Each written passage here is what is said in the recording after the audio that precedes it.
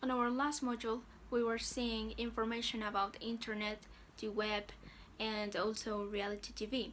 And although these first two topics have a vast amount of information and things we could talk about, we're going to talk about this third topic, that is reality TV.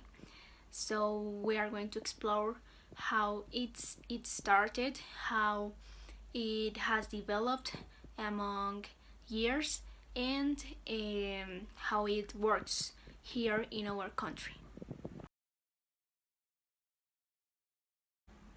Well, now what is reality TV and what are reality shows? Reality TV refers to the term in which all those reality shows are together. Is like the kind of the kind of content you see is like the brand of those reality shows, and the reality shows are just programs in which ordinary people are filmed constantly around one topic. It could be, for example, cooking, athleticism, and so on and so forth. And this works, as I said, with people of the normal life. They are not actors or actresses. They are not famous people. So that makes this thing most interesting for spectators. There is a difference between reality TV and structured reality. Reality TV is defined, as I was saying before, as a program, as programs in which ordinary people are filmed and they don't have pre-established speech or actions. But in structured reality, this happens, and we have as examples for shows as Keeping Up with the Kardashians. Now, how they started?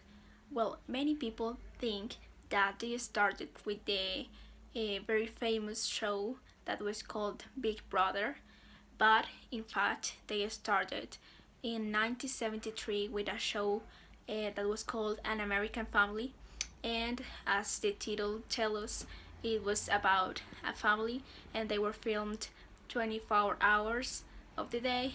And of course, this brought consequences to the family, as the couple broke up, and they have a lot of problems because of their privacy, because a lot of people were seeing them all the time. But that's how reality TV works, and that's why they entertain us. Reality TV have had a lot of success in Colombian people's lives and in the media in general, as the many shows that have been released so far have had an excellent received have been excellently received by people, as they are really entertaining.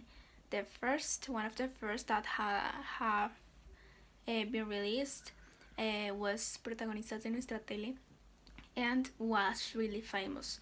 But in comparison to later shows that have been released, it didn't had a big success as shows, for example, like La Voz, Yo Me Llamo, and those kind of shows of artists.